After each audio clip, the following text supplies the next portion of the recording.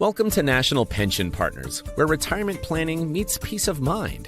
Today, we're diving into the 412(e)(3) plan, also known as a fully insured pension plan. This isn't just any retirement plan. It's the gold standard for stability and guaranteed benefits. How does it work? Simple. It's funded exclusively by life insurance and annuity contracts. This means no market risks, no actuarial assumptions, just ironclad guarantees. Think of it like this. You're a small business owner who hates surprises. The 412(e)(3) plan gives you predictable, stable contributions every year. Your future benefits are backed by insurance contracts, so you know exactly what you're getting. No guesswork, no headaches. But there's more. These plans are designed to maximize your contributions and offer significant tax advantages. And with National Pension Partners, you're not just getting a plan, you're getting a team of experts, attorneys, CPAs, actuaries, all dedicated to making your retirement as secure as possible. We provide personalized consulting, ensuring that your plan is tailored to your specific needs. Best part, initial consultations and proposals are absolutely free. $0, zero commitment. So if you want a retirement plan that's as reliable as your morning coffee, head over to nationalpensions.com. With the 412(e)(3) plan, your future is in safe hands. Retirement planning never sounded so thrilling.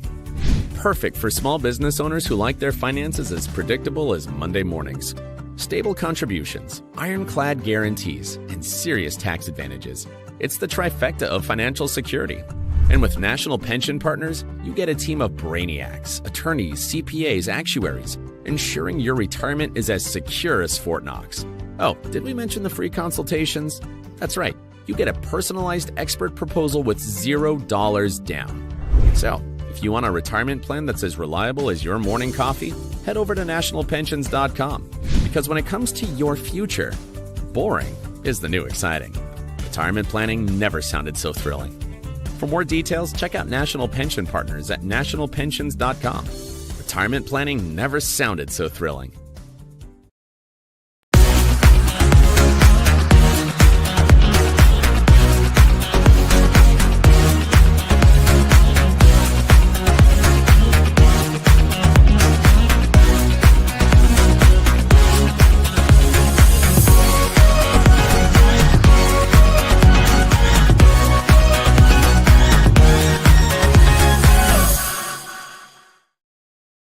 Hello, everybody. Welcome to the media show on the Pod TV network. I'm Nick Palavina. I shall be your host for most of the day. And of course, a lot of our people on Pod TV are now heading toward Miami, where there's the annual NAPTE conference in Miami Beach, which is the National Association of Professional Television Executives. But there are some people that did not go to Miami. We have one of them here. He's from Canada, and he's sitting there on the other side of the bench looking this way to see what's happening with the tariffs. He also heads up several of our great shows from Ukraine, Russia, and China to modern investments to Chess Stars. And we're going to bring in the producer of all these shows, Sasha Starr, see what's happening in all those shows that you produce. But all of them are great shows, and they have great ratings. The chess show, of course, something I'm addicted to. But the Ukraine show has been going on for quite some time. Hopefully, it will end someday when the war ends. But it doesn't look like that's going to happen anytime soon. And modern investments, boy, that will just continue. So speaking of modern investments, what are your thoughts on, since you're in Canada, on the slap in the face by the United States to Canada with these new tariffs?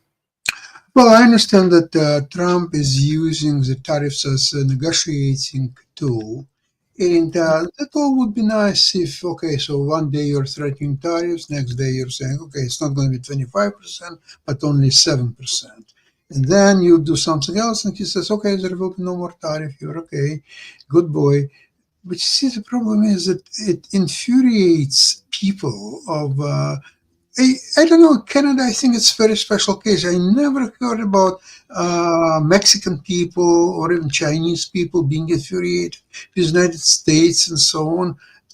Canada is a very special case, maybe because Canada for all this dozens of years if not centuries, was incredible friend of the United States, and they were always on the same side of all world conflicts and everything. And all of a sudden, you get stabbed at 25% tariffs. This is absolutely incredible. It's cruel and unusual punishment, you may call it that. And Canada was very quickly to retaliate. And not just government of Canada, but people of Canada. By Saturday, when it was just announced, they were already almost a boycott of all American produced goods and services. And today, actually, Trudeau made a new threat to the United States that all American banks, financial companies, all have to be gone from Canada. And tomorrow, the tariffs are being implemented. Canada prepared its own package, which will start as well tomorrow. And I don't think that any one country will seriously benefit from that. Far from it, because they will be quite substantial for both economies and for a long time. And stock market speaks today by itself. And I hope that Trump is listening to stock market. He should. And if that's the case, maybe he will need from Trudeau some gesture to save himself to withdraw these tariffs altogether. He cannot do it himself. It's not in his character to say, oh, sorry, I was wrong. Here we are, no more tariffs. He's not going to do that. But if Canada will tell, like Mexico will send 10,000 soldiers on the border, so Canada will say, okay, we will send 5,000 soldiers on the border. But there's no excuse for what Trump did. I think the relationship between two countries, especially not even on government level, but on in Canada, I'm not talking about US, but in Canada, sentiment is obviously anti-American. The boo of American anthem on both basketball and hockey games. And the fact is that people are now retreating from their winter trips to Florida. Now a lot of people are coming back immediately, and they're all selling, if they have any properties there, they're all selling that almost next to nothing, especially people who bought recently in the last year or two. They've lost their equity and more. So they will just bring their keys to the bank and just fly back to Canada. That's what's going to happen. So I don't think that any side will win in that, but that's what it is. That's where we are. Hey, Sasha and Nick, a quick question for you. Are we going to go and try to become part of the Trump administration's and new major news outlets? Because apparently over the weekend, Trump removed 4 major news outlets from the Pentagon. So the New York Times, NBC News, NPR, and Politico are going to be replaced by outlets, including the right-wing site Breitbart News, as part of a new annual media rotation. So apparently they're going to rotate people in and out in order to get coverage of Trump, and particularly the what's going on in terms of our military and everything like that. So I'm thinking that Pete Hegseth, along with definitely Trump, might have been part of this. So are we putting in applications in order to be part of this new way of handling media, which it seems like they're just going to rotate people in and out? But there are some major players, like I said, NPR, and I think I said AP, and others are, NBC, NPR, and New York Times, and Politico are out. They've got to give up their offices, because they were having offices in the Pentagon as well. So you're going to try to move into one of those offices, Nick? Yeah, I think that's a great idea, Mark. But the thing is, I guess is the question. In other words, can we take their place in the briefing room?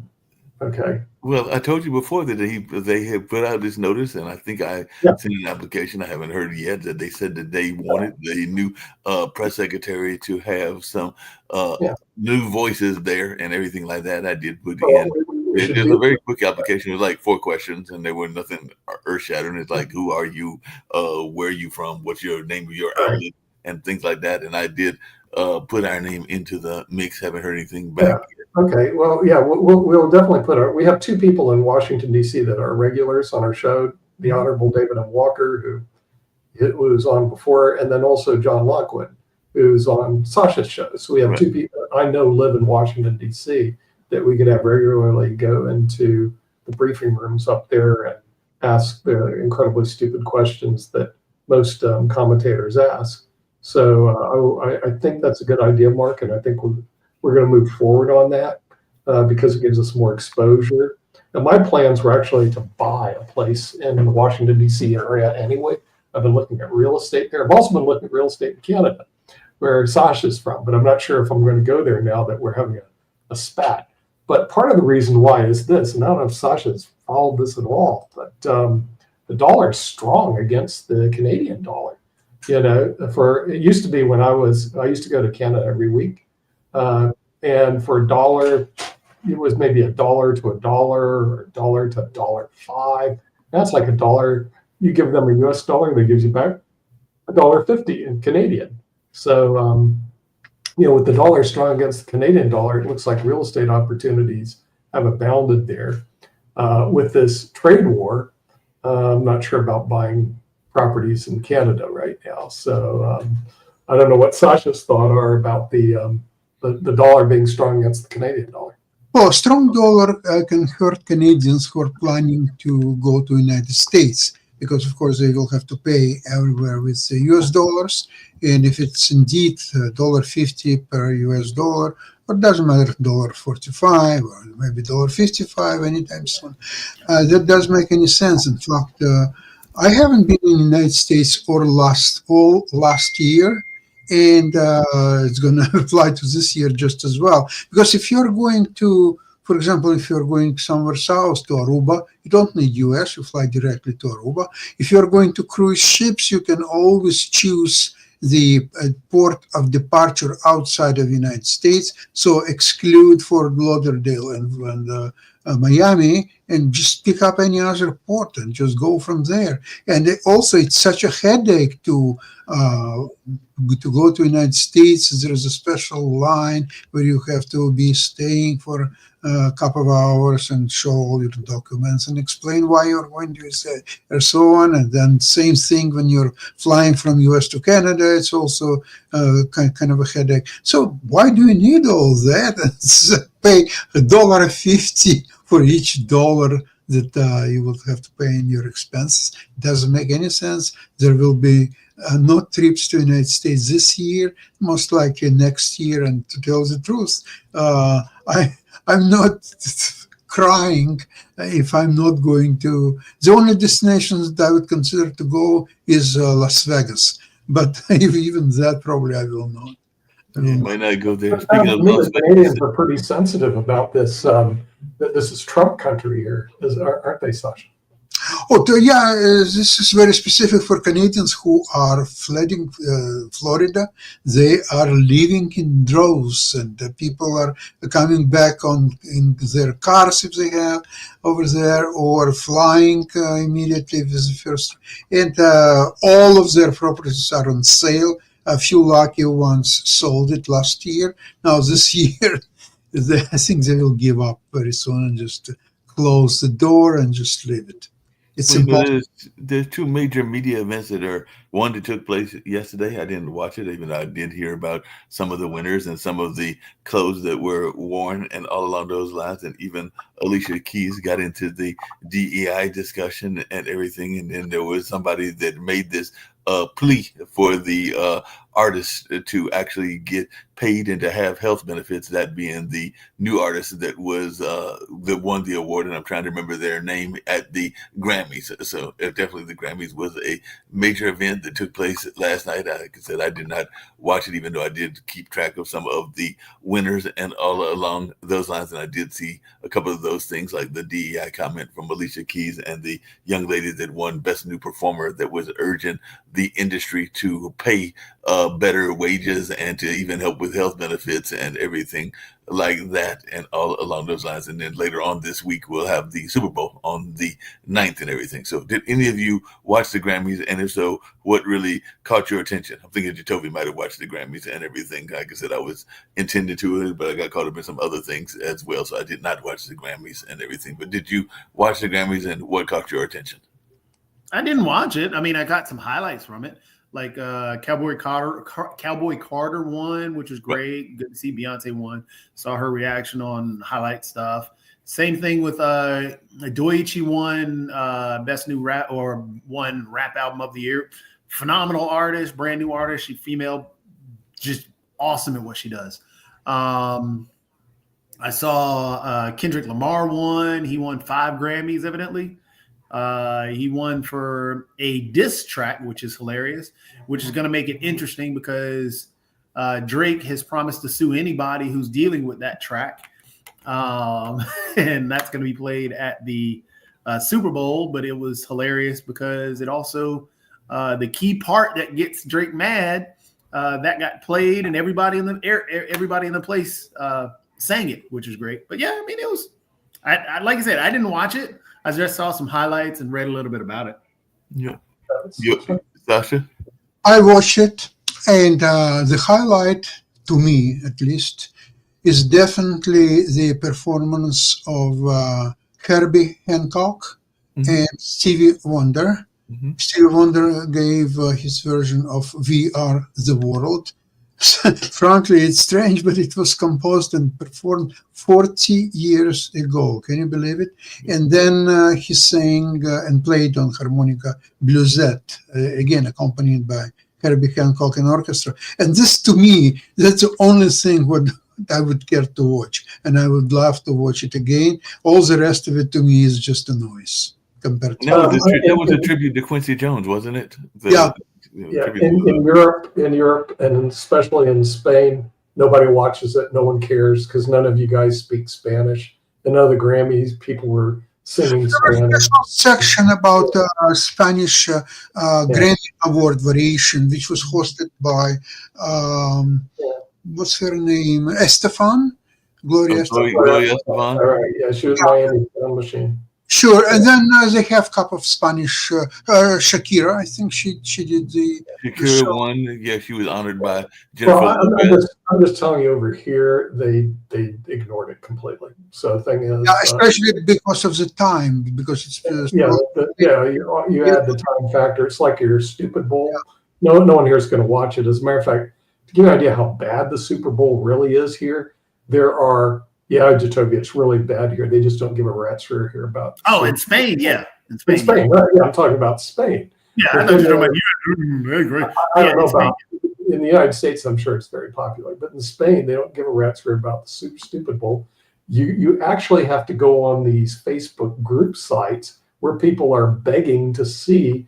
The Americans are begging to see whether Americans, if there's any place in Spain, any bar or anywhere, they're actually going to show the Super Bowl. That's how a desert the Super Bowl is in Spain. They just don't bloody care. So it'll be a big deal in the U.S.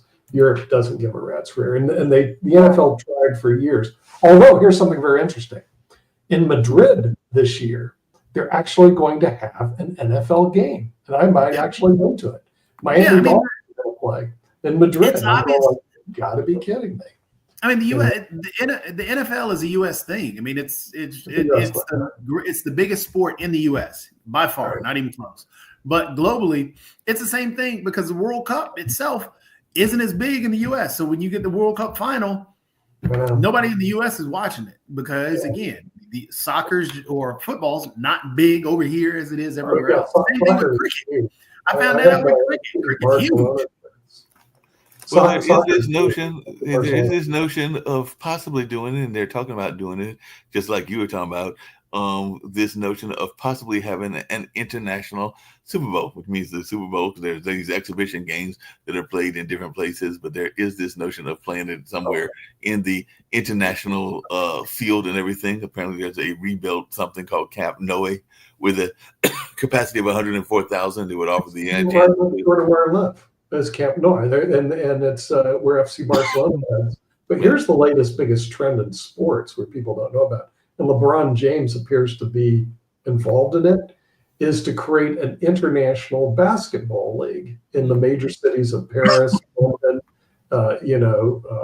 Beijing, around the world. Now, that can be very popular because I can tell you this, basketball is extremely popular in Europe.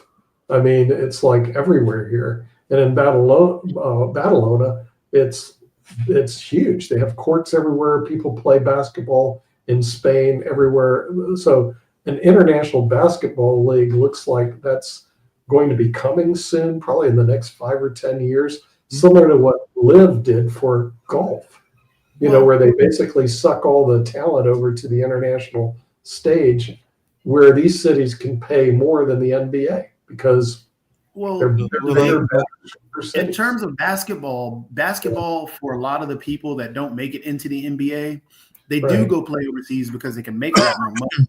And basketball itself, globally, there are more basketball clubs. Like the European market has a ton of basketball clubs that are there.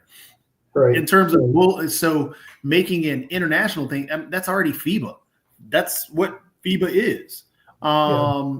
So what LeBron and all the others are probably going to do, same thing with the 3-on-3 thing that Ice Cube was a part of. It's just building another league that people. The reason LeBron is interested is this: he's trying to buy an NBA team, but the NBA is such a closed group of billionaires that it's really difficult to own an NBA team. I mean, it's a closed group of billionaires. It's the oligarchs. Now, when you deal internationally, that's a whole different story. It's a different cat. These people are open to creating leagues and teams in Paris, Berlin, London, Madrid. I mean, they can put it in Vienna. They can put them in Buenos Aires and Rio de Janeiro. And because flights are so less expensive, and the airplanes, there was an airplane that went from United States to Europe at 800 miles an hour because they get on their jet stream and off they go, and they're fast. You can see that an international basketball league could be the wave of the future when it comes to basketball. But speaking of waves of the future, there's hold on a second.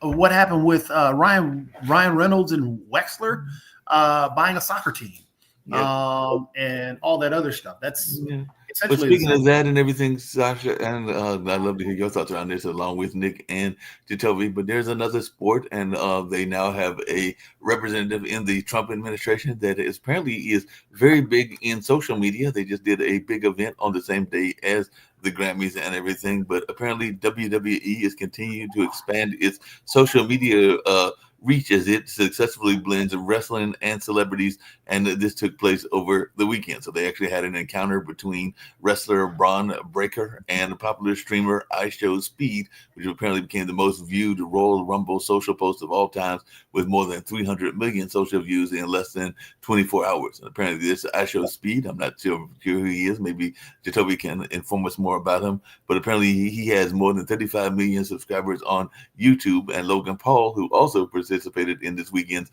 Men's Royal Rumble match, has more than 23 million YouTube subscribers. So maybe we got to get some YouTube wrestlers to come in here and everything, because apparently that dwarfs the National Football League, which has nearly 14 million subscribers, the National Basketball Association with more than 22 million subscribers, and Major League Baseball with 6 million, and the National Hockey League, which has close to 3 million subscribers, because WWE currently has 100 million subscribers on YouTube. So maybe we need to get some WWE here on this particular network and everything. But what is our take on these matches? And some of these are matches between folks that are trained as wrestling, and I guess some of these celebrity types as well. Yeah, it's going to be really tough. The other Pod TV, which people don't know about, because remember, we started, Mark, as IBM TV. The IBM took our URL. We became Pod TV, but there was another Pod TV that was out there. That other Pod TV had a business plan to do wrestling and true crime. That other Pod TV went out of business. Okay. So, and part of the reason why, I hate to say it, is those are very expensive productions to put on. And so what happens is, even though it sounds great, wrestling gets a lot of people, and I watch a lot of it on YouTube too. It just, as they say in Pawn Stars, it ain't happening. It's too expensive to put on, and you're not going to be able to compete with the freak show of the WWE. They got all the best freaks in town. They spent a lot of money on it, and you just can't compete with it. So the WWE, I think, dwarfs wrestling, and I don't see anyone to compete with it in the near future. Now, an international basketball league, if they're looking for international distribution, we could do something like that, because an international basketball league would get a lot of, there's no question it would get a lot of hits, you know. But it's still like 5 years, it's still 5 to 10 years in the making. But doing what you're saying, getting into Washington, D.C., may be just around the corner for us. That might be around the corner, but what's your take on that, Toby, just about this popularity of wrestling? Because apparently this premium live event, which was broadcast on Peacock on Saturday, set a Royal Rumble viewership record, up almost 14% domestically from a year earlier. So they saw Jey Uso win the men's namesake match and Charlotte Flair win the women's, and it was held in Lucas Oil Stadium at Indianapolis as part of a partnership with the Indiana Sports Corps. So I think that might be some of the same people that do the Indianapolis 500 and things along those lines. But what's your take on this popularity of wrestling? Because apparently, and I know you're into esports, but WWE, which is part of TKO Group Holdings, previously said that WrestleMania, SummerSlam, and Royal Rumble had a combined economic impact of more than $300 million. So maybe that's why Trump went ahead and put the WWE woman in charge of education. He's trying to figure out a way to get some of this deficit that we've got going on and everything. Maybe he's going to do some wrestling in the White House. No, deal with it. Trump had a relationship with the McMahons for years. You can actually see Trump on a lot of the WWE wrestling events decades ago. Yeah. So the reason that he got with Linda McMahon, it's a relationship. He's known Linda for years, and so hey, I'll give her a Department of Education. You need a talent pipeline for wrestling. Basketball, you've got, like, everybody plays basketball, tens of millions of people. Wrestling pro wrestling is a specialized skill, and I'm sure they own all the developmental leagues, and it's tough to develop the most charming, handsomest, prettiest wrestlers, the biggest, it's like, look at John Cena. That guy is a very talented, smart guy. The Rock, very talented, and they came up through the ranks. The Rock is a second generation wrestler. Because one of those developmental leagues, correct me if I'm wrong, Toby, but isn't one of those wrestling leagues here in the Triangle or in North Carolina? Because I always think of East Coast wrestling. Isn't that like a developmental league? There are wrestling leagues everywhere. The thing is that just because something is popular one day doesn't mean that it's going to be successful the rest of the way. I mean, look at Netflix paid for Mike Tyson and Jake Paul to have a fake fight. Right. That doesn't mean that we're going to watch fake fights like wrestling. Well, they're not fake. There's actually a lot of there is fake to it, but then there's the real part of listening and stuff like that. But there's the acting and everything. It's not going to take off. It's just the way wrestling is. Every wrestler it's just like football. There are developmental football leagues that are out there. They're all little small leagues that are out there. But you know where they want to go? They want to go and play the NFL. All the international basketball leagues want to play. Those players want to play in the NBA. There are different settings for people that are already established, and it's going to be hard to break away from. But I don't think anything like hey, let's do a wrestling thing. Just like Nick pointed out, that group went out of business. Yeah, they went out they did go out of business. But in terms of the NBA, China is pretty big into basketball with Sun Ming and some of the Chinese players, Yao Ming. They could certainly fund a huge competitive international basketball league. You want your sports project to succeed, do what Kanye did with his wife yesterday on the red carpet. Have him play naked. I don't want to watch no dudes play. I don't want to watch that. I don't want to see Kanye and them go. But yeah, I don't think China could even do right now, because there's certain things that are established. because they were always established. Like when the NBA came about, taking over the ABA and everything else, and really establishing and honing in what it is. And yeah, sure, it's spread out across the globe, but still everybody wants to play in that one league. It'd be hard to really pull away from that mythos of that idea. With other sports, you could, like soccer. Yeah, you have the World Cup. However, soccer has always been about the club teams. So it's easy to spread that out a little bit more. With one where you could just make a buku of money is cricket, because cricket honestly would spread across. And that's why the Major League Cricket is doing what it's doing. I mean, it's creating a league, and it can do so. You're going to get some good players, and you're going to get some players that just want to play in this league or that league. But there is nothing like truly established in cricket that says, hey, we're only going here. With basketball, with American football, with even baseball, there are a ton of Japanese and Chinese players, a ton of there are a ton of European and Hispanic and Latin American players, but they all want to play one place. They all want to go to the MLB because that's where the money is. Well, the surprising thing about cricket. What about professional video gaming leagues? That's another one you can make a killing about, because again, there's no established thing, and with the way video games are, so players just want to play other players. And those major big time players just want to go where the money is.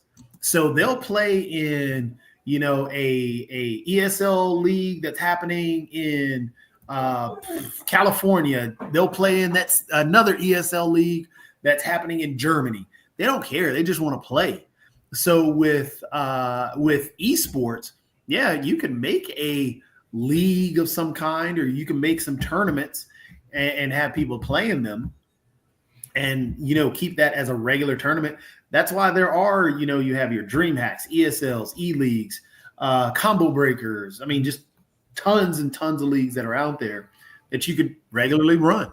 And surprisingly, some of those leagues are doing well in sports that you wouldn't expect. You mentioned cricket. I know that there's been professional cricket games here in North Carolina where me and you are based, Jacoby, and everything. And there have been professional extreme, kind of like those stunt games, like with the ice skaters, not the ice skaters, but like the roller skaters and things like that, because there's a major league. I think it's in Holly Springs, and there's even been one of those popular sports. I'm trying to think of what it is, but it's not croquet, but it's one of those sports that is on the ice hockey league and everything, where you're moving that ball with a almost like brushing it around. And there's a popular league that's in that sport as well. And the sport is not coming to me, even though y'all know what I'm talking about. Here's have an OnlyFans league. There are 1.1 million OnlyFans models. And you'd have to figure out what the events would be and, how to judge them. But you've got a huge pool of talent. And Yep. But hey, Rick, I got a question for you, because I just saw this, that with the fire, Hollywood has been struck, and the movie and the entertainment industry is what really makes Hollywood and everything. But they're saying that it's now trying to get back to its norm and everything along those lines. Because we got the Oscars that are getting ready, as mentioned, Grammys. We got the Oscars getting ready to come up and everything. But they are saying that I guess y'all are already suffering because of the strike, but now the fires have added to that. And there is a very popular movie, which is a remake that is apparently doing quite well, which is the Lion King one and everything. Mufasa, the Lion King, is now a sleeper hit. Even before the fires, production was down. The producers are, they don't care about, it used to be that in the era 70 years ago, in the era of the movie moguls, those guys were vicious business people, but they also cared about making good stuff. Now the studios are owned by bottom liners who just want to return value to shareholders. They don't care about making stuff, and they found their current model is 10 years ago, 5 years ago, everybody was trying to outproduce, like Netflix was trying to make more stuff than anybody else. to win the streaming wars. But now everybody's found out that nobody's going to conclusively dominate. So their new model is to make less stuff. Production is down 40% since before the strike. The fires aren't helping, but production is screwed. Yeah, there are a ton of people out of business or out of work in entertainment here right now. Well, entertainment is not generating the flow, but I do have a very, very important news alert. Yes. Another American flight has just had an accident from Wichita, Kansas to Washington. It just came up on my app while I was booking a flight. I don't want to book any more flights. This is the second American Airlines to be involved in a dangerous incident. There were two other planes that went down last week as well, one in Philly and the other one in California somewhere. So that's a lot of planes going down right now. My concern is we have a Secretary of Transportation that was actually an ex-Fox News reporter and an ex-reality TV show host on MTV. And this is not reality. We don't need people from the TV industry who thinks, oh, I broke it and they'll all come back tomorrow. I think we've got some bad people in office right now. Right, but even when you appoint a bunch of clowns, some of them will surprise you. Sean Duffy, is off of The Real World. MTV's The Real World. He's a former Fox host, married to a fellow Real World person who became a Fox host, but he was in Congress for 9 years. He may not be a complete jackass. Hegseth seems pretty jackassy. Sean Duffy might turn out to be competent. I know, but Sean Duffy could be competent, but maybe not in transportation. Transportation requires, I would believe, somebody who understands the aspect of transportation. But I also think, and have overheard rumor, and I'm waiting to hear what happened here. This literally popped up on my app while I was booking a flight. So, but the thing is I think that they have let go of a lot of very hardworking people who were making a difference in the industry. They froze hiring because of the DEI situation. They froze a lot of hiring.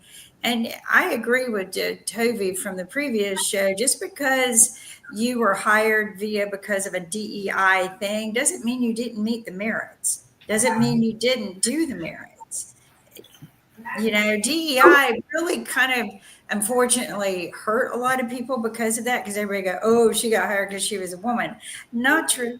That woman had to meet certain criteria just like you to even get into the hiring ranks. So concerned. Yeah, and that's where it becomes a real problem, because now if you look at everybody in the FAA that Trump has complained about, that DEI was a problem, even though there's no proof of it, and that doesn't even mean anything. The only thing he's using DEI because it became a pejorative against black people, or a derogatory term meaning black people and women. That's what he's using DEI for. That's what they've always used DEI for, even though it means so much more. If you think about all the individuals that are now black or have any melanin in their skin or woman, they're being looked at by everybody else saying, okay, well, you're unqualified. That's why the family of the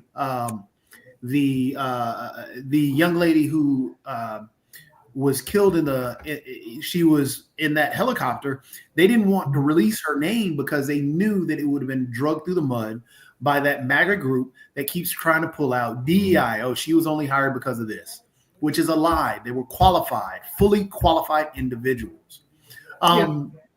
But just to point out, for example, to go back to Duffy real quick, Duffy voted against FAA. Voted against the FAA funding in 2019.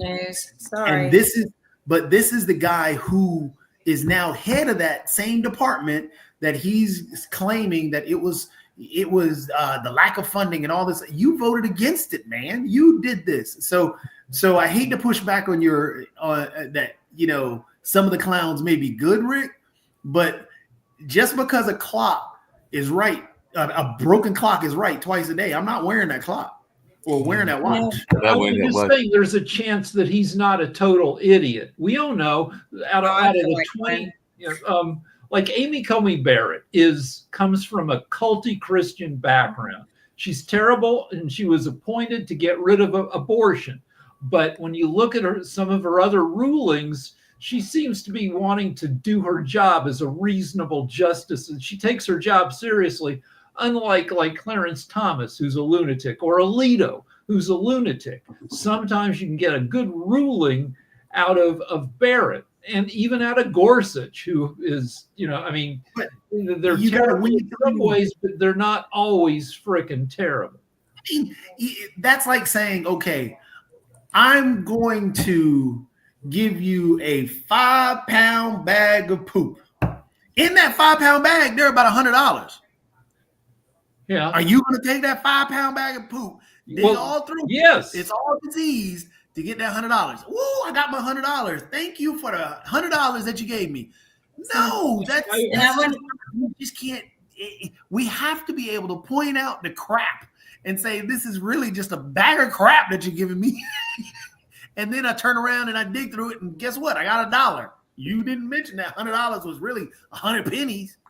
Well, and I want to apologize. That urgent news that just posted on my American Airline app, which I flew American yesterday, so you think they would have posted it, was about the plane crash that happened last week. But what they're wanting to do is explain what happened. So, God, they made it sound like another plane went down. And I'm like, oh, my God, what's going on? Because you think they would have flashed that yesterday, but. Well, like I said, that's a correction and everything, but there were three. There were four that went down. I want to talk about. There are four. Let me talk about poop for a second. Tovi, you're too young to remember it. And most people don't even. There was a movie called The Magic Christian from 50 years ago, starring Ringo Starr, who made people do humiliating stuff to get money. And I think one of the scenes was they filled a fountain with liquid poop and had people go diving for money in it. I'm not trying to do that and everything. Just really quickly, coming back to the media, since it is the media show, there is a very popular media company that apparently did quite well. And this actually surprised me. Maybe it doesn't surprise you because we're talking about the troubles of the Hollywood industry, but Netflix ended last year with 302 million global subscribers and an annual operating income exceeding $10 billion for the first time in the company's history. And they released that last month. And of course, they were buoyed by some things that I think even you've talked about, Utopia, in terms of some of their popular shows, because season 2 of Squid Games was one of the company's most watched original seasons ever, and Carry On, which I'm not familiar with, landed in the platform's top 10 most viewed movies, and both the Jake Paul versus Mike Tyson fight and the NFL games rigged up huge audiences as well, because they are doing some coverage. And they've also said that they're going to increase prices across most plans in the United States, Canada, Portugal, and Argentina. So your membership may be going up a couple of dollars if you're part of Netflix, and even if you're in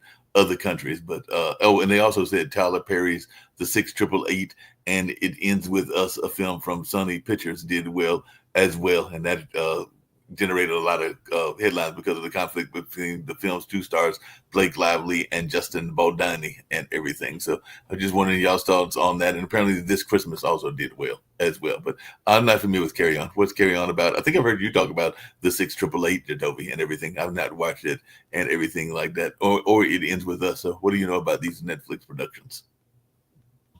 I did see Carry On. Carry On is actually okay. Okay. It's Jason Bateman being a bad guy, but he's basically they're trying to do domestic terrorism by blowing up a plane. Well, not really blowing up a plane, but essentially it turns out to be that. But yeah, it's a decent one. It's a different take on the whole terrorism idea and how to get that to happen on a plane flight. So I watched it. It's okay. It's one of those very frustrating movies where if you just killed the bad guy, as soon as you saw the bad guy, the movie would be over in 5 minutes. Instead, like he keeps like they keep the good guy just keeps like backing off when he shouldn't, and it's a game. But Rick, isn't that the same case with most horror movies? Most horror movies, they tell you don't go down in the basement, and what does the people do? Right. They go into the basement. I'm trying to get my wife to write a screenplay with me where the hero of the movie has seen all these movies and just decides as soon as things start going bad, she just starts killing bad people, like immediately. So there's no waiting for, and so like, because she knows that if you give bad people a break, then you've got a 2-hour movie of trying to fight them. So you have to kill them right away. That makes sense. But like I said, I know I get frustrated when I watch, and I don't watch a lot of horror movies, but I watch Mark, I got you. I got you. This is, and Rick, this honestly is one of the things that I love watching. These are hilarious. And it says everything you you just said that we agree on. So yeah, this is basically, this guy does a YouTube channel where he basically pitches the idea of the movie to the director. It's friggin' hilarious. Let's check it out. So, you have a movie for me? Yes, sir, I do. Carry On. What do you mean? You want me to continue with the pitch? What? So it's a movie, I guess? No, sir, the movie is called Carry On. Oh, okay. And so what's her deal? Who? Carrie. No, sir, carry on like a bag. I can't carry on like a bag. I can carry on like a person. Oh, my God. The movie takes place at an airport and there's a very important carry-on bag. Oh, okay. I misunderstood in a humorous way. All right. So anyway, we're going to meet this guy, Ethan, and his girlfriend is pregnant. Oh, bummer. No, it was on purpose. Oh, really? Yeah, and so he's a TSA agent at LAX, and on Christmas Eve, he asks for more responsibility, so his friend gives him his spot at the scanner. They're letting him try that out on one of the busiest travel days of the year? Wow, sounds like they're pretty lax at LAX. Oh my God. Yeah. Airport code wordplay is tight. So anyway, there's this bad guy we're going to call the Traveler, and he arranges to have a single earbud placed in a bin and given to Ethan so he can put it in his ear. Why would he put that in his ear? Well, he gets some threatening texts telling him to do it. So the Traveler's entire plan hinges on Ethan checking his phone while at work, which presumably he's not allowed to do. Correct. And so then the Traveler is going to tell Ethan, hey, buddy, I'm gonna need you to, do some crimes for me. Okay, so you're thinking Jason Bateman for that role? I am thinking Jason Bateman for the role. So he's going to tell Ethan that he's going to kill his girlfriend, Nora, who also works at the airport, if he doesn't let this suspicious package through. What's the package? It's a freaking bomb with a nerve agent that he wants to detonate on a plane. Wouldn't they easily trace that back to Ethan letting it through? It sounds like his life's going to be ruined either way. Yeah, so Ethan tries to send some sneaky messages and make some sneaky calls, but the Traveler has an associate called the Watcher, and he's watching on the cameras. So Ethan's just at his station seemingly talking to himself, and that doesn't raise any red flags. That's right. Well, okay then. So then Ethan figures out where the Traveler is and discreetly sends a cop over to him, but the Traveler freaking kills this guy. Oh, you're not allowed to do that to cops. Exactly, super frowned upon. But now Ethan's in a sticky situation because his boss puts his friend back on the scanner. Yeah, so the Traveler's like, well, you better figure out a way to get yourself back into position. Is that going to be hard to do? Actually, it's going to be super easy. Barely an inconvenience. Oh, really? Yeah, see, he swaps out his friend's coffee for some coffee that has booze in it, so his friend gets fired immediately. Couldn't the friend just say, hey, I'm innocent, please give me a breathalyzer, or look at the security cameras? Hey, shut up. So now Ethan's back at the scanner, and he let the guy with the bomb through, this guy named Mateo. Oh, no. And he's gonna go have lunch with Nora, and later try to go get her out of the airport. Okay, it sounds like this guy's just never at his post. He kind of is never. So anyway, when he tries to save Nora, that freaking Watcher guy aims a sniper at her head from the parking garage, so Ethan has to back up. So she just happens to be standing in a spot that has a clear line of sight from the garage? Yes, so Ethan has to back off. I guess so. And Ethan also does this sneaky thing where he adds Mateo's name to a list of people that are going to be randomly inspected. Oh, very sneaky. Yeah, but the Traveler knows he did it, so he sets the timer off on the bomb, and he's like, hey, you gotta go turn this off or everybody in the airport's gonna die. Oh, dang it. And he freaking tells him to shoot his boss who's doing the random inspection, but then Mateo stabs him with a pen. Right, because Mateo's a bad guy. Actually, turns out he's kind of not. He he also has an earpiece and he's being told what to do so they don't kill his husband. This traveler's threatening all kinds of loved ones. He sure is, sir. So then Ethan stops the bomb, but now they got to deal with this body, so they roll it into this luggage sorting area. Are there no employees in there? No, because it's all automated. I feel like there would maybe be at least one employee in there. Well, you don't know what you're talking about. Do you? Irrelevant. That's fair. So then the traveler tells Mateo to kill Ethan, so they get into this big old fight in this luggage area, but then the plastic gun Mateo's using explodes and kills him. And there aren't any employees or cameras in there. None whatsoever. But so anyway, meanwhile, there's this LAPD detective, and she's kind of piecing together what's going on. Oh, really? Yeah, and on her way to the airport with this Homeland Security guy, she realizes he's not actually Homeland Security, so she confronts him. In a moving vehicle? That doesn't seem smart. Yeah, no, it's not. So they crash pretty violently. That makes sense. But she manages to kill him and keep going to the airport, where she flashes her badge a couple of times and therefore takes control of the entire airport. Wow, if all it takes to take over the airport is to flash a police badge, maybe the traveler should have just done that. But then the traveler gets mad and orders the Watcher to kill Nora. So he shoots her. No, he's gonna try to stab her this time. Why would he go with that all of a sudden? Because that works. So she runs out of the airport into this parking area, and he's gonna try to run her down. Why would she leave the airport full of security guards and cops? Because that also works. So then as she's about to be killed, Mateo's husband kills the dude, and there aren't any witnesses to this. No, this is an LAX parking garage on Christmas Eve that doesn't have anyone in it. Got it. But now the traveler has the bomb, and he's gonna bring it onto the plane himself since Mateo's dead. Oh, he's gonna sacrifice himself and blow it up? No, he arranges to get himself a parachute because he plans on jumping. Well, how'd that get through security? Off screen. Oh, okay. But the thing is, Ethan actually swapped the bomb into an identical but ever so slightly larger suitcase that doesn't actually fit in the overhead bin. What are the odds of him finding that? Well, sir, what do I look like? Some kind of oddsmatician? These things happen, I guess. So the traveler has no choice but to let them put the bomb in the cargo hold. Oh, hell yeah, Ethan. Slightly disrupt that guy's plans. And now the detective that now runs the airport wants to stop the plane, but Nora's like, no, you can't. There's a bomb, and the guy's going to set it off if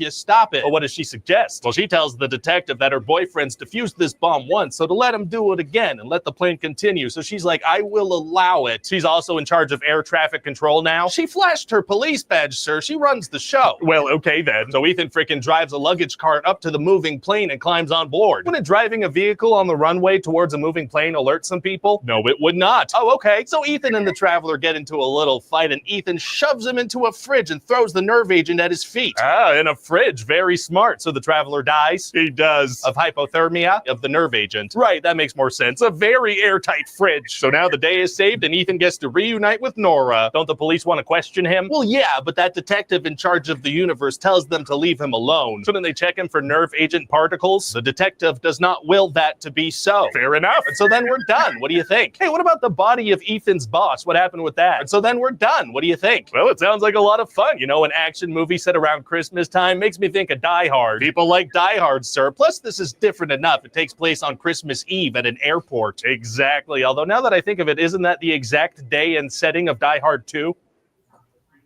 People like Die Hard 2, sir. That's a good point. This should do well. All right. Okay. So this brings up a huge point, which is movies don't have to make sense as long as they provide moments or set pieces. Like you don't have to watch Carry On anymore because they just gave you the whole movie. 2 hours. But the deal is like the scene where she realized she's in the car with another an FBI agent or something, and she slowly realizes that he's a bad guy. That's a great scene. And it goes on for several minutes, and it's got stabbing and shooting and a huge car wreck and a freeway. And yeah, it doesn't make any sense, but it looks freaking great. There are a lot of scenes like that in the movie, and that's consistent with a lot of thriller, action movies now. That somebody's done the math and figured out that people don't care about shit making sense. People don't pay attention anyway. They just want to see shit happen. And see, that's what killed me when she ran into the parking lot. Why are you out in the middle of a parking lot and he's chasing you in a car? Why'd you leave? Yeah, but it was cool to see the car chase, but oh my gosh, stay in the freaking airport. That would be too much like logic. We can't have logic. No, but like the Die Hard movies, they had a certain they made, at least the first one, the second one made a lot of sense within the structure of the story. I mean, the yippee-ki-yay on the second one. Remember when he fell out the airplane? That had some dumb stuff on the plane wing and stuff, and just because you make the plane land like 100 feet short of where it should have landed, the whole plane just explodes and everybody dies. It's like, okay, yeah, this sounds crazy. Hey, Rick, I know we only got about 5 minutes to go and everything, but I mentioned it earlier on one of our other shows. It might have been the news show, World Edition, and everything. But I told you that I have watched a couple of episodes of Hollywood Squares, and of course, there's also Price is Right and Family Feud. So we're remaking all the old game shows. So what game show have we remade that we're going to remake next? Because I think they've even remade Let's Make a Deal. So what game show are we missing that we need to bring back? What's his face? Wayne, Let's Make a Deal has been running for a decade. Yeah, I said they've done that, but I'm asking you, what's a game show that we need to bring back that we haven't brought back? Because I think they brought back all the old ones. There was a show from the 50s called Queen for a Day, and people would come on and people would compete to tell the saddest story. They'd have like 2-3 people would come on, 3 women. They talk about, their husband lost his job, or another person, their husband got run over, and whoever told the saddest story in view of, they had some judges or the audience or something got a refrigerator or a washer dryer. We can bring that one back. But what's the game with the whammy? Because I think we can bring that back. I don't think they brought that back. Hosted by Elizabeth, what's her face? What was the game? Joker's Wild. Joker's Wild. Yeah, press your button. Press your luck. No, remember there was Joker's Wild and it was Press Your Luck, because Press Your Luck. But it's hosted by. I feel like I'm responsible for this. I was working on a particular late night show I can't mention, and I came up with the idea for Modern Family Feud. And they had the cast of Modern Family come on, and the adults played the kids, and it worked frickin' great. And it was celebrities, and people loved it. And now, 10 years later, it's all celebrity game shows every place. You're welcome, America. They're easy. They're cheap to produce. They're easy to produce. Hollywood Squares, all you need is a celebrity wall. You build that for not even $100,000, and it's your set forever. And you pay the celebrities, I don't know, they're there for the day, I guess. $10,000 a piece times 9 is $90,000. So you've got, an hour show. I assume, I don't know if it's an hour or half hour, but in its prime time celebrity version, but a scripted series like The Rookie. Hey, Nick, along those same lines, because I know we're riding down and everything. What do you think about the possibility of us bringing back on Pod TV Hee Haw? I'm thinking Hee Haw could have a success in the 21st century, but we could tape it there in Spain. I'm thinking you could come out of the fields of Spain and all along those lines, so we can bring back Hee Haw is another show that's cheap as hell to produce. It's a laugh-in for rednecks. Right. And we certainly could bring back that show, but we do have to end this show because we're at the hour. So unfortunately, we have to go. And Toby's about to speak. Another reason to go. I was going to say, Hee Haw is now the letter Kenny. On the media show. Bye-bye.